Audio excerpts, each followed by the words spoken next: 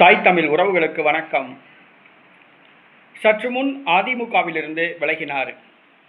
சற்றுமுன் அதிமுகவிலிருந்து விலகினார் என்ற தலைப்பில் இந்த காணொளியை நாம் காண்கிறோம்.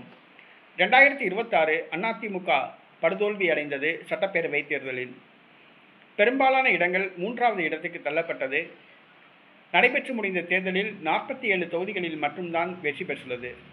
அதில் 4 உறுப்பினர்கள் ராஜினாமா செய்துவிட்டார்கள். இந்த சூழ்நிலையில் கொங்கு மண்டலம் முற்றிலுமாக காலியாகிவிட்டது. எம்ஜிஆர் காலத்திலிருந்து கொங்கு மண்டலம் அதிமுகவின் அசைக்க முடியாத கோட்டையாக இருந்தது. தற்பொழுது கொங்கு மண்டலம் காலியாகிவிட்டது. இந்த சூழ்நிலையில் அதிமுகவிலிருந்து பலர் சாறை சாறையாக வெளியேறி திமுக, தமிழக வெற்றி கழகம், நாம் தமிழர் கட்சி என பல கட்சிகளில் இணைந்து வருகிறார்கள். இந்த சூழ்நிலையில் சற்று முன் அதிமுக மூத்த தலைவர் கட்சியிலிருந்து விலகியுள்ளார். அதிமுக முன்னாள் அமைச்சர் விஜயபாஸ்கர் புதுக்கோட்டை மாவட்டம் விராலிமலை தொகுதியில் வெற்றி பெற்றிருந்தார்.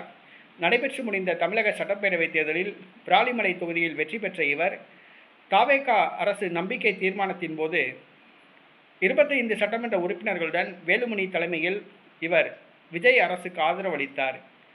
பின்பு வேலுமணி உள்ளிட்ட சட்டமன்ற உறுப்பினர்கள் எடப்பாடி பக்கம் சென்றபோது இவர் எடப்பாடி பக்கம் செல்லவில்லை, தனியாக இருந்து செயல்பட்டு வந்தார். சற்று முன் அதிமுகவிலிருந்து விலகியுள்ளார்.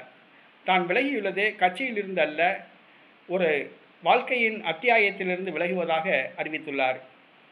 மன வலிமையோடு கட்சியிலிருந்து விலகுவதாக அறிவித்துள்ளார். ஒரு தனிப்பட்ட நபருடைய விருப்பத்துக்காக கட்சி நாசமாக்கப்படுகிறது என்று குறிப்பிட்டுள்ளார். எடப்பாடி பழனிசாமியால் அதிமுக அழிந்து கொண்டிருக்கிறது என்பதனை சூசகமாக தெரிவித்துள்ளார். அதிமுகவிலிருந்து விஜயபாஸ்கர் வெளியேறியுள்ளார்.